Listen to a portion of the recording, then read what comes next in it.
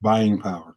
Yeah. And so that's the first one it says. So I can put others in there, but I think the first one is good. Did you see it, Karen, now in the chat? Yeah, I saw it. Okay, good. Excellent. And then so the other one's probably Dr. Clark will show you later, but I think to start with that one is good. Not a problem. Let's go to the next slide.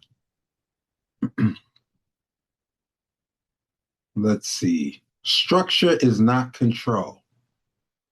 It's care with instructions.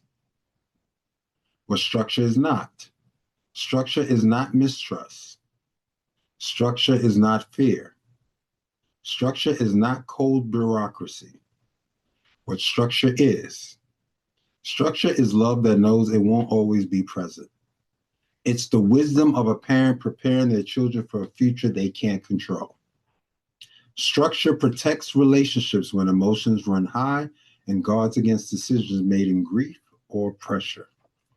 And that's something that I can see as Dr. Cheryl Clarke and probably others of you probably who haven't spoken but probably have seen. We're moving in a highly pressurized situation right now where people are figuring out, how to make ends meet. And part of it is not so much a lack of structure, but some of it is very systemic. And especially when it comes to our respective communities, we start to see that there's certain things that are put in place in certain urban centers or even sometimes in certain rural centers where those that move in other zip codes don't necessarily have to move through. And that's systemic. That has nothing to do with structure. When people are complaining about, rents are high or, mortgage rates are high and all these different things, they're high for the person who's in the middle. They said the people in the middle always get squeezed, unfortunately. And it's just like looking at warm tea. You rather your tea be cold or hot. Nobody really likes to drink warm tea. Warm tea is somewhere in the middle. So as we start to see what structure is and isn't, then we start to recognize how we can be well positioned, and especially as Dr. Cheryl alluded to with what she shared in the chat, when you get an opportunity to have a handle on, okay, this is what I make, these are my responsibilities. Now, is it what I make able to cover my responsibilities? Or am I making this amount? Then these are my responsibilities. Then I'm tapping into the credit because my name has some level of worth and I'm accessing credit that I eventually have to pay back. Am I using now this credit with my resources just to live? And that's where it starts to move that people are moving in that survival mode now. Because it's like, okay, yeah, you're working. It's not that you're a lazy individual, something's wrong with you, you're a bad person. No. Okay, this is my income. But my responsibilities are here. Now, if your income, because you're doing stuff by yourself and there's no coordination, or maybe you're doing it as a single person, it is what it is and it's not what it's not. Now it's like, okay, how that's why you hear people now these days talking about, going back to the whole roommate scenario. Find a 2 bedroom and okay, you have 1 bedroom, I have 1 bedroom, the living room and the kitchen, the common areas, because we have to figure out because if I live by myself, I can't be able to afford this. But with us doing this together and splitting these bills, now all of a sudden we have something that is workable. We can live and not just be working without any type of time frame or situation for yourself. And that's happening a lot more these days as well, which shows a lack of structure. Because even if you have a job and then you're doing something in the gig economy and you're all over the place, and it's like, okay, when do you have time to rest? Even the Most High says rest is beneficial. Nah, I can't rest. I got to work 7 days out the week. Wait a minute. Your body, you're not taking care of yourself correctly. Because even the body needs rest. So, any thoughts before we go on to the next slide?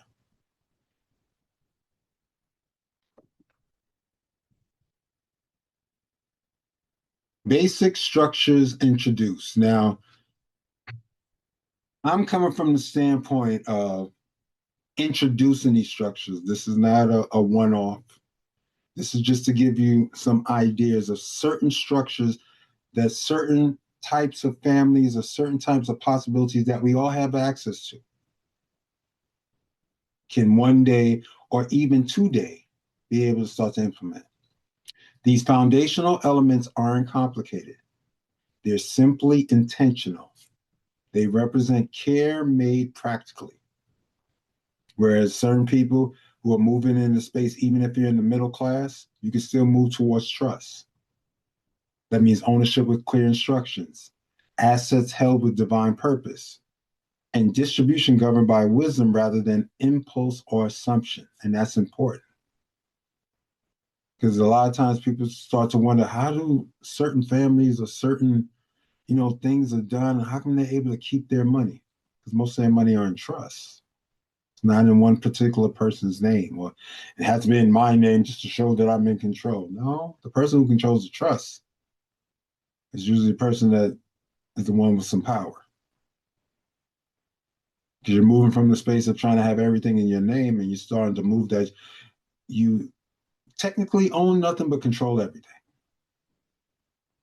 Family governance, those regular conversations that build understanding, shared values that unify generations, clear decision processes that prevent confusion. Communication is key. Like they say, you can't force a horse. You can take a horse to water, but you can't force it to drink. See, that older Jewish person who saw that it took a liking to me started to recognize I was willing and open to listen, even though he wasn't technically a family member. But I was still someone that the Most High presented at that particular time and said, okay. And probably depending upon if I had shrugged him off or act like I wasn't willing to listen, he'd I ain't gonna tell this little, black boy anything else. But all of a sudden, when I had an openness to follow so I can eventually lead, even though I didn't realize that was happening. But certain things that's why I say it always goes back to our inner choices. So when I was able to see that, then the man was able to say, oh, no, I'm pour more into you. Anytime I was ready to go pick up some food for the house, all of a sudden he's like, okay, I'm gonna walk with you. Now don't do this. Look at the unit price. No, don't do that. This is on sale. That's a better deal. This and that. And it kept scaffolding and building, And that has to happen even in our family structures. It's not that we don't have the access of the information. There has to be a willingness. You're like, am I willing to follow so I can eventually lead? Or if I feel that I know everything, or you feel that you don't allow yourself to be in a space where, are you willing to be the intern so you can eventually run this whole department? Because if you're not willing to do that, then you always are putting yourself behind the 8 ball. And then clear roles. Define responsibilities that honor each person. Boundaries that reduce offense, and accountability without accusation or shame.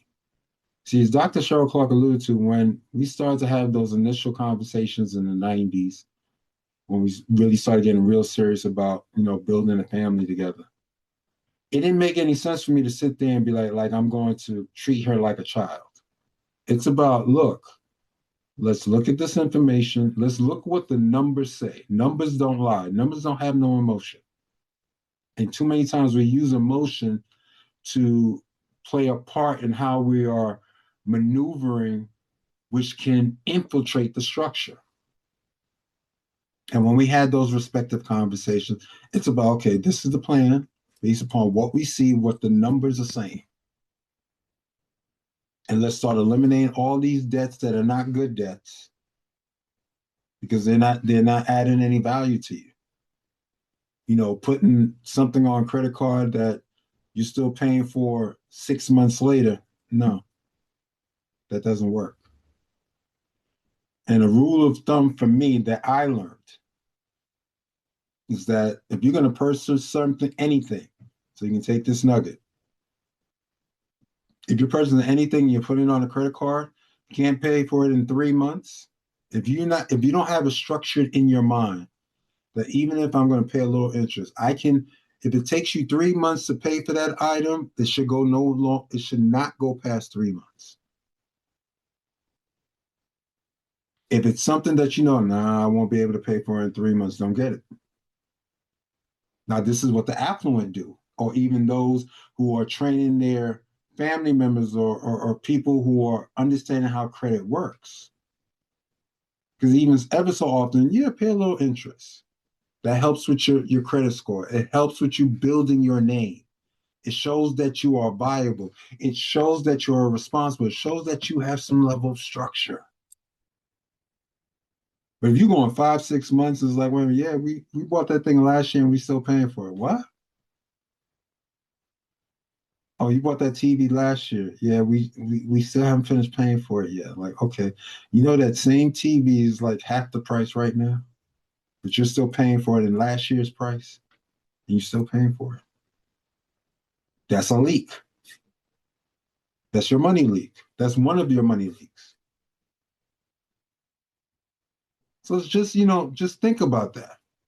Just take that nugget in your hand. If you want to put something on a credit card, if you can pay for it within 3 months or less, get it. Because that means your money's not going to leak. Number 2, you're building up a good name. Number 3, that's going to give them a propensity to give you access to more credit. And then in the long run, by you being responsible for what you have and keeping your utilization down to beneficial and proper levels, you get access to more. It's amazing how the people who don't necessarily need credit have access to abundance of it. But the people who do need it can't get access to it. And it all's going back to how they're dealing with how they're dealing with their finances.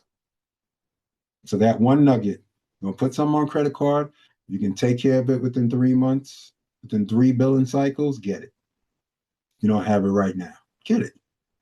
Because that means that first bill comes in, you're paying at least 30 to 40% of that right there. Boom. Not no minimum, paying at least 40% there. And then that next bill comes, the second one, you're paying either 30 or 35%. So by the time you get to that last payment, if you do need the whole 3 months, you're only paying 25% that's left on it. And yeah, you may have circulated an extra $10 to $15 in interest if you strategize yourself correctly.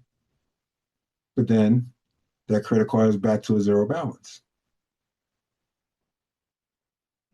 So remember, everyone doesn't need the same access. Everyone needs clarity about their role and responsibility. And sometimes that clarity starts within yourself. Sometimes you have to look yourself in the mirror and be like, how am I with money? Is it what I've been taught? Is it how I necessarily deal with it? Do I just say, oh, this is what I was exposed to. So since this is what I was exposed to, this is what I'm going to do. Then after a while, you can put yourself in a space where you're robbing Peter to pay Paul. And like we know that there are individuals out there who can make $1 million a year, but their lifestyle is 1.2. So yes, you sit there, oh my God, this person makes $1 million a year. They make a wonderful salary. And you say, yes. But why are they $200,000 in the hole? Just because your salary is a great level, your structure is still off. Any thoughts before we go on to the next slide? Dr. Clarke, there is a question in the chat for you. Please, can you tell me the question? Sure, it is from Karen Clarke. Could it be that your mentor was the answer to your prayer/desire you not yet articulated? Well, they always say when the student is ready, the teacher will appear. And that's a very good adage. And we all have different mentors in our life, regardless if it's spiritual, regardless if it's financial. And you shouldn't have your mentor shouldn't just only be one person. Like I know I have a mentor in my life who has led me from, say, my spiritual aspect and certain things and certain ways of being that I move. But my financial stuff and things that I learned from financial literacy and things of that nature, that same mentor is not that for me. So even then, you have to know how to compartmentalize your life. That's like saying me going to a lawyer and something's going on with my foot. First thing you said, Dr. Clarke, how come you didn't go to a doctor? No, I'm going to my lawyer friend.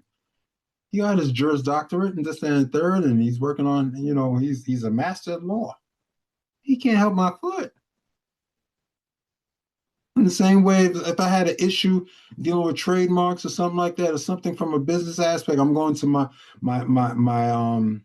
PCP.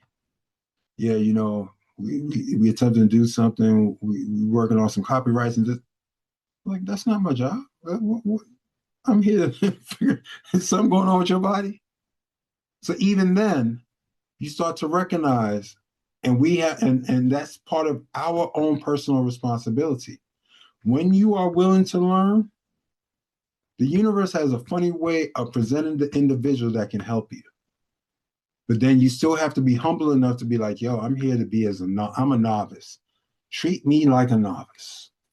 And that's not a bad thing. Because if you're willing to pour into me, or you're willing to give me access to the information, and I'm willing to absorb it, and I'm willing to really be responsible, and I was like, wait a minute, I have some access to an individual who can help me. That's like Napoleon Hill. For those of you who've ever had access to the book Think and Grow Rich, Napoleon Hill wasn't rich. That book is all about all the access that he had to those individuals, the beginning of the Industrial Revolution and all this stuff with all those different Gilded Age, because my wife loved the Gilded Age. All those individuals at that time, having access to their stories and them telling them what they did, which translated to him eventually him becoming rich. But he had to sit there and be like, yo, let me pick your brain and willing to find out, how did you get here? And that's where sometimes we get lost. We think people are supposed to automatically just give it to us. No. Are you seeking it out? There's no commonality in that. If you're not willing to seek it out and you just wait, I'm just waiting for you to hand it to me. Okay, so you'll never get it. Because it'll never be yours. Now, when you're seeking for it, and you're willing to be in the space like, okay, I'm willing to learn. I'm willing to learn the ropes. I'm willing to learn what is going on here. Then you're going to get it. Thank you for that question. Yeah, I also like the 3-month limit. I like it because for me personally, with big ticket items, I tend to want to pay it off as quickly as possible to avoid, but it's the everyday annoying little purchases. I realize that there are many leaks there that need to be plugged. Well, that's good. Once we can recognize the leak is like being a homeowner and you see that one pipe dripping. So get the plumber here quick. Because if that pipe keeps, you never know, you may have one little crack now. If you catch it early enough, it's like, okay, we rectified it. Yep. If you let this sucker keep leaking and leaking. Becomes a deluge. Yes, madam. So that is excellent. That is excellent. A quick question. Go ahead. Going back to Dr. Charles' comment about people being in survival mode, and then the follow question by Nicole about what's the first step, and we got into the conversation about possibility of there being a leak. But what happened if there isn't a leak? A lot of people are in survival mode, and it's not necessarily that they have a leak. It's just that the cost of living, their pay has not really kept up with cost of living. So they're just basically they're surviving just with paying for the basic necessities, food and shelter. They're not being extravagant. It's just that's what it is. So they bring to the table a different type of listening. They can't necessarily hear anything new or learn anything new because again they're just trying to get through Friday. before they get their paycheck, it's gone.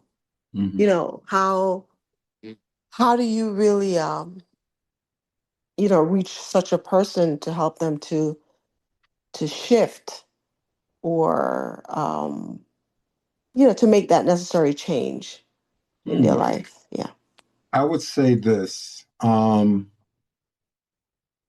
everything's always is based on intentionality. And another nugget that I know I do for our household is that certain costs are always going to go up. But depending upon, are you willing to harvest or gather in the days when you may have, when your buying power is a little bit better? It's like ebbs and seasons, as Karen was alluding to. You know, those leaks could be those necessary things that you're, using your car here and there, and you recognize, like, oh my God, I've added some stuff to my balance. And that's for the day-to-day. I'm not doing anything crazy. I'm not doing anything extravagant. It's just, but those are still leaks. Now it becomes a conversation about, okay, some of those leaks could be, well, I go to lunch every day. I always go someplace and spend X amount of dollars on lunch.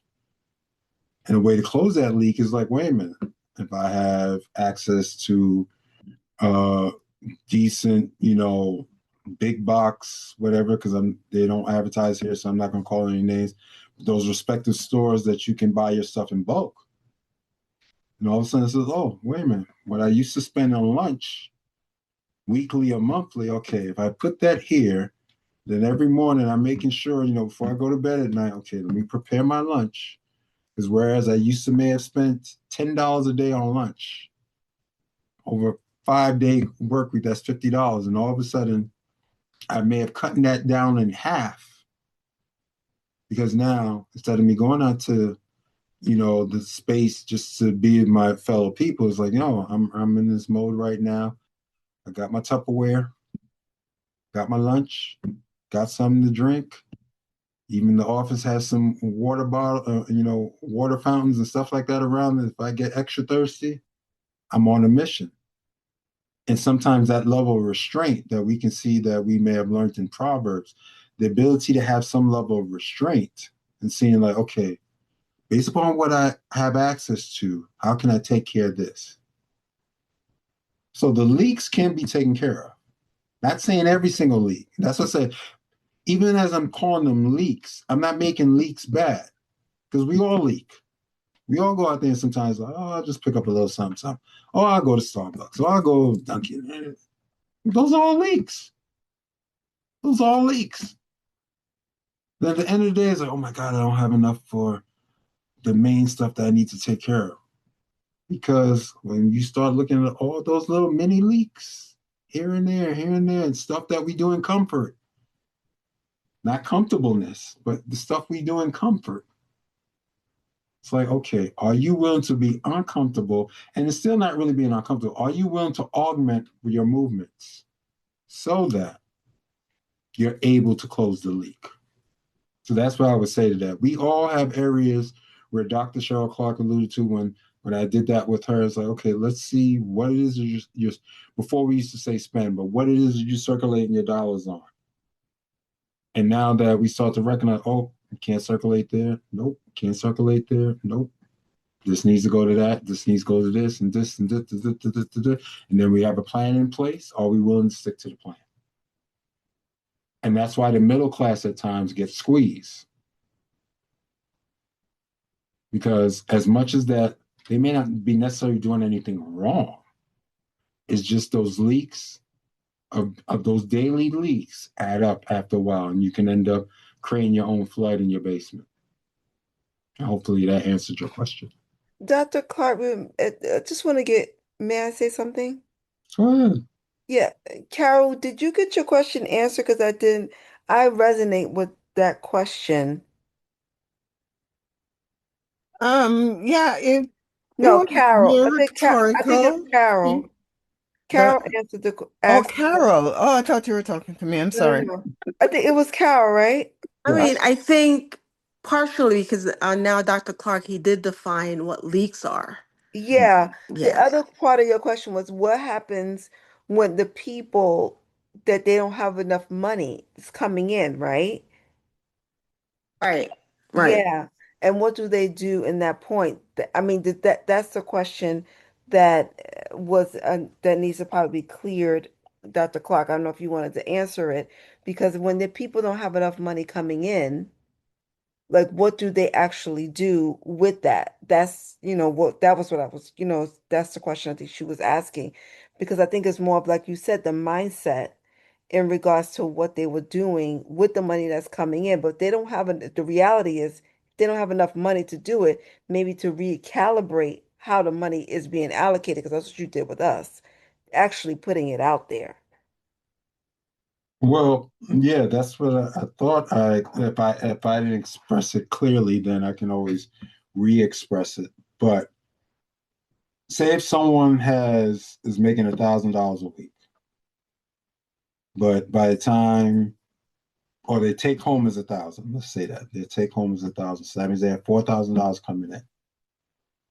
Depending upon what their responsibilities are, now you have to start making a different. Now this is where your decision making starts to come in.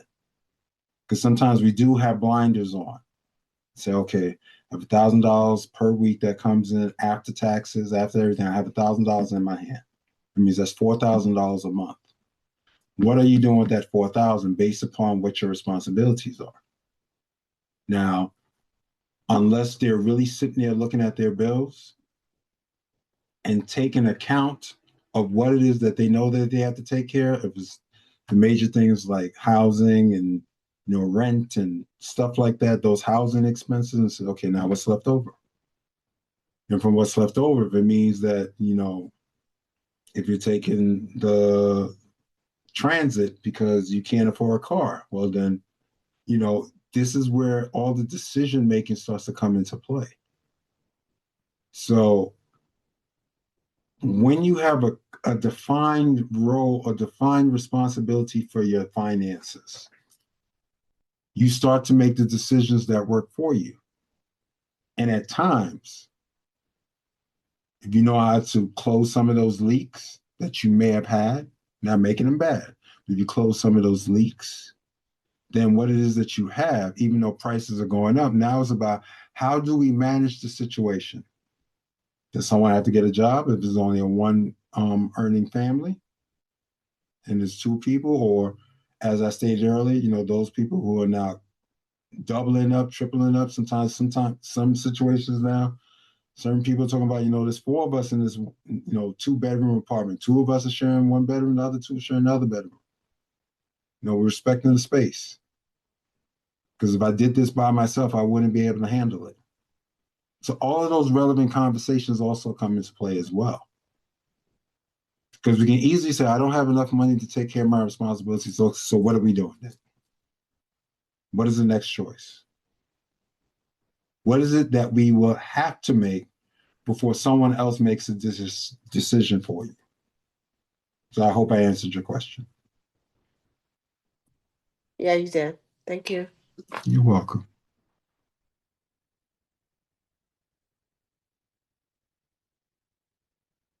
Let's see. Just to move this along. Let's see. Governance heals relationships. Yeah, I was going to skip over this, but I shouldn't. I'm just going to read it. Why confusion breeds conflict. Without governance, assumptions replace agreements, emotions replace decisions, grief replaces clarity, conflict becomes inevitable. With governance, peace replaces pressure, love replaces suspicion, order replaces chaos, relationships are protected. Governance protects the relationship from the resource. It creates space for love to flourish without the contamination of financial confusion. So probably some of the previous questions that I were in the space of answering. It's about sometimes we got to get down to the raw numbers. We have to look at the numbers don't lie. And that's where certain things from an economic standpoint can jump up on us and be like, wait a minute, I may have been in a cubby hole and This is how I've been moving. Like, wait a minute, you got to get out the cubbyhole and look at the light. Look at the nighttime. Look at what's going on around you. Because then we could be moving in a repetitive cycle where it's like, then all of a sudden when things go out of ride, now it's like, okay, now we're moving without governance. Now we're dealing in assumptions. Now our emotions are out of whack. It can move inevitably towards conflict. But when we are moving in the spaces that we're looking around, and even as things are moving and things that we now have to reallocate or, revitalize around, because this is not the first recessionary time and it won't be the last, just like there were previous ones. But those who know how to handle and be aware of what's going on around them and being in conversation can allow themselves not to be in financial confusion.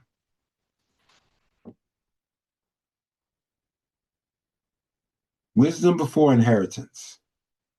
Inheritance without wisdom becomes a burden. The hidden warning. Money transfers power, but power without wisdom destroys everything it touches. Wisdom prepares the soul for the weight of stewardship. We don't prepare money for people. We prepare people for responsibility. This is the divine order of biblical stewardship. Any thoughts about this slide? Or should I read this slide over again?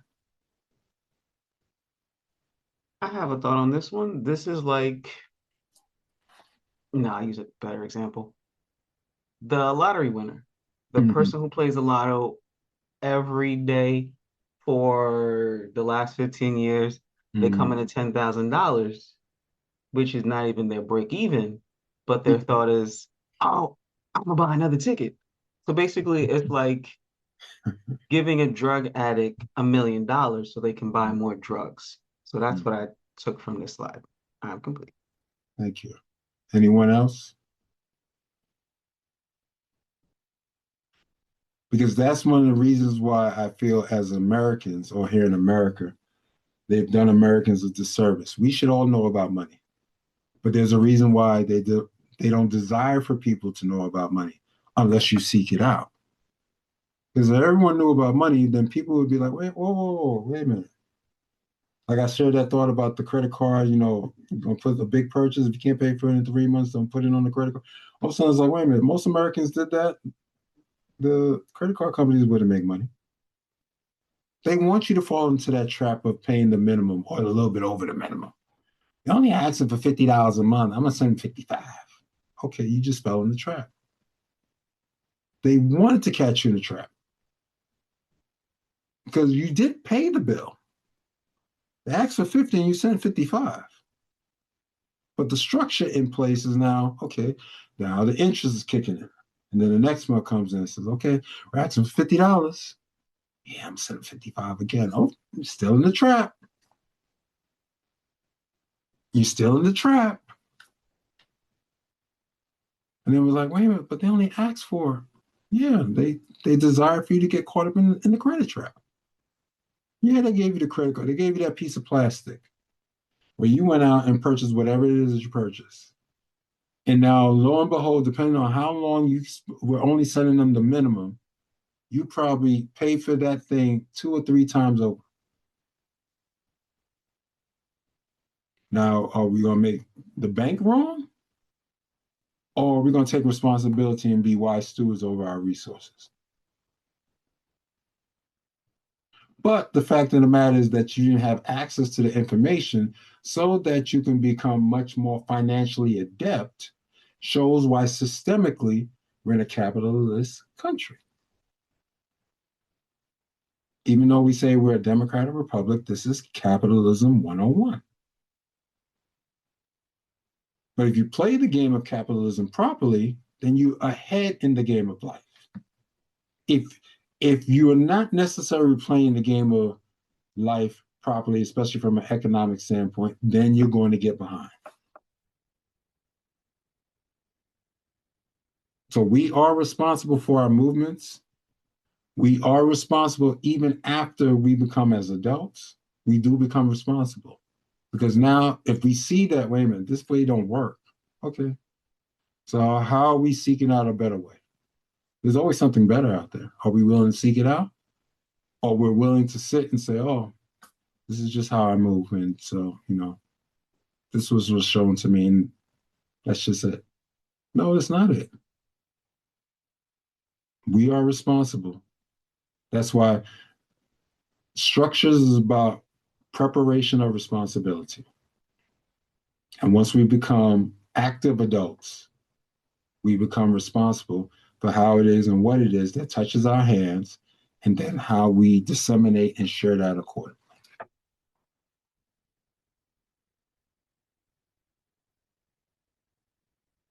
Let's see. Skip that one. Your comeback is not emotional. It's structural. We choose order over chaos and confusion. We choose wisdom over impulse and emotion. We choose governance over guesswork and assumption. This is your moment. The transformation begins not with more resources, but with divine structure. God is calling you to build order before he releases abundance. Will you answer the call? That call. Will you answer that call? Because we can sit there and say, oh, this has happened to me. That's okay. Do you answer the call to say, wait a minute, I need to change what it is or how it is that I'm moving so that I can be effective with what God has put within my hands? And if I'm effective with that, and I'm wise with that, and my eyes are open with that, that anything that I'm so choosing to do, I can do. And I'll leave this one thing as we're about to close. I'll never forget there was a gentleman who was a janitor for a university. And everyone kept saying, oh, that janitor, that's just Ben. But what Ben was doing was, as I'm going to come out this slide.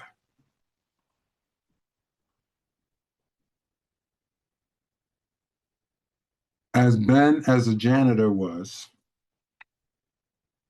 he worked in a particular place where it was like a financial area and it was within a institution. And he kept hearing all the finance guys talking. He's just mopping. Now, mind you, he's a janitor. But what was so powerful about this man was that as he was ear hustling, he was implementing what he was hearing.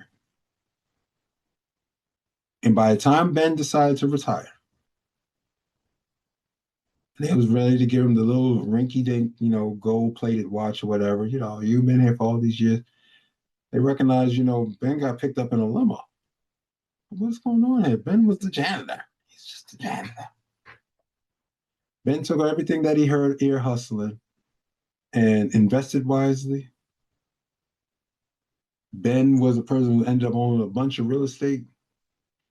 Ben was doing better than most of the people that he was ear hustling around. And the moral of that story is that we always have access to information. Now, what are you choosing to do with it? You can choose to say, oh, I heard about this and I heard about that. Okay, great. You heard about it. What did you do with it? Because we all have choices. We are responsible. And once we get into that space that we can recognize our responsibility, you're empowered and powerful to be whatever it is that you so choose. So as we bring this thing to a close, any questions or any thoughts before? I don't want to just close it up. Any thoughts, any takeaways, anything that anyone desires to share?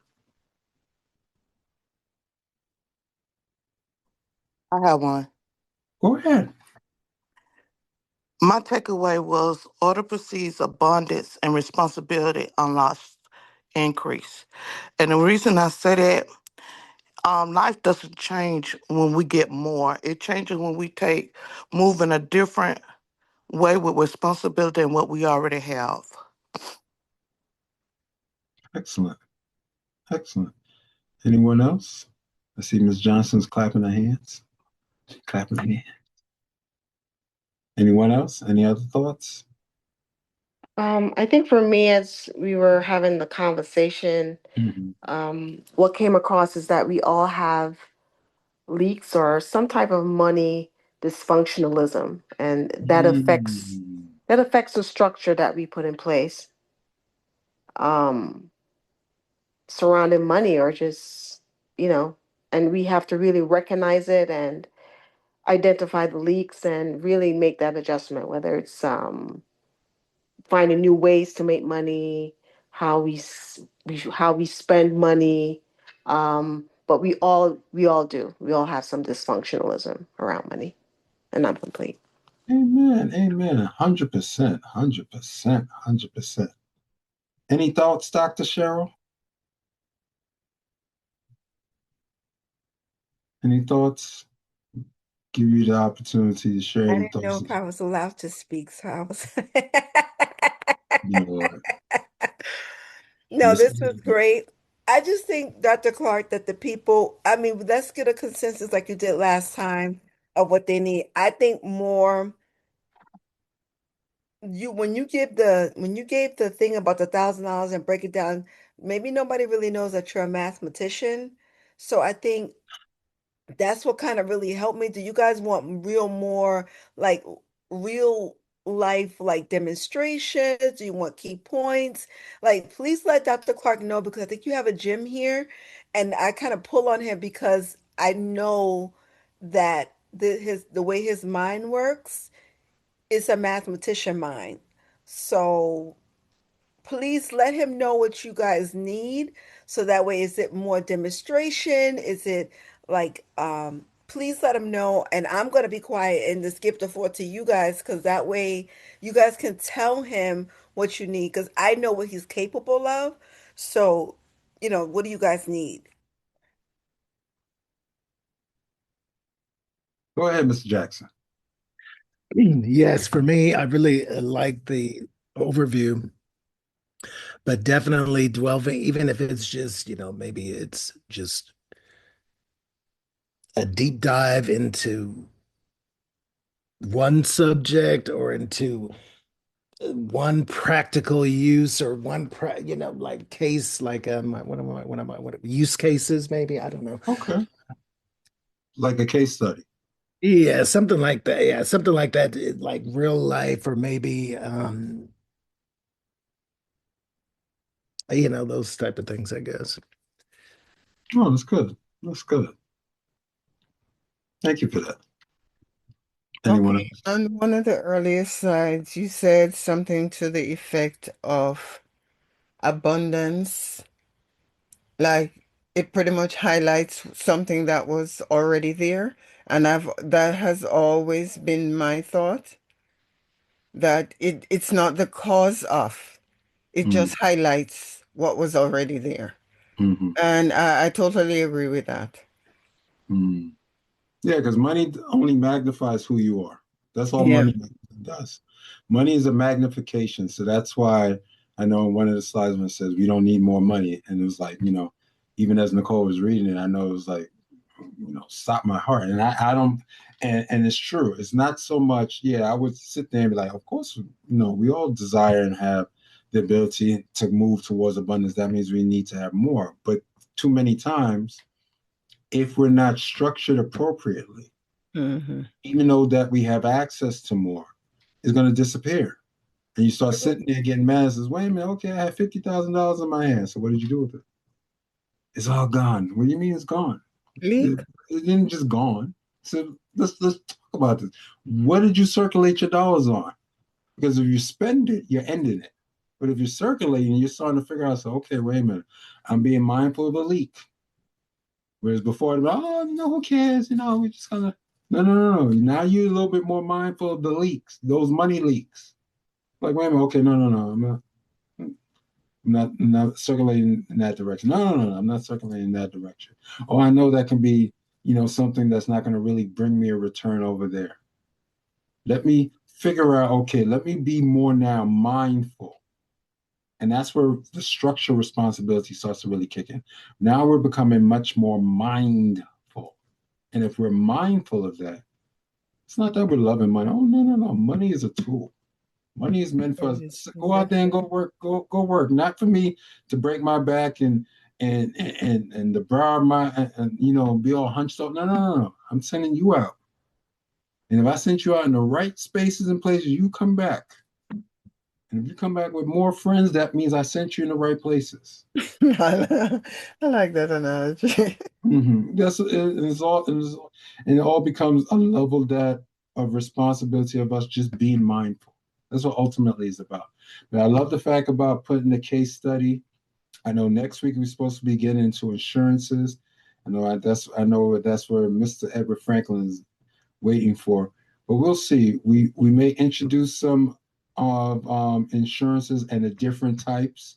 So we're gonna give that, from term and all the respective ones and really do a deep dive in that.